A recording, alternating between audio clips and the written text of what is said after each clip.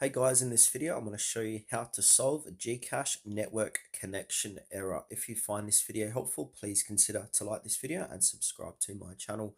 In saying that, let's just jump straight into the video.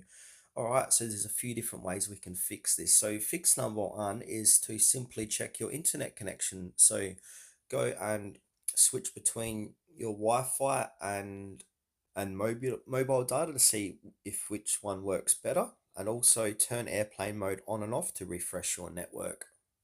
The next fish is to go ahead and clear the GCache's app cache. So I'm on an Android, so from here I'm going to click and hold down the app, get into app info.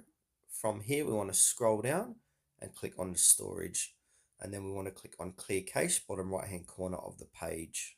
Also, another thing we can do is go to our Player App Store, and then we need to make sure GCache is up to date with the latest software version. So go open up Player App Store, search GCache, and if it says update, that means you need to update the application. And now if all else fails, just go ahead and uninstall GCache and reinstall it from your Player App Store, then restart your phone.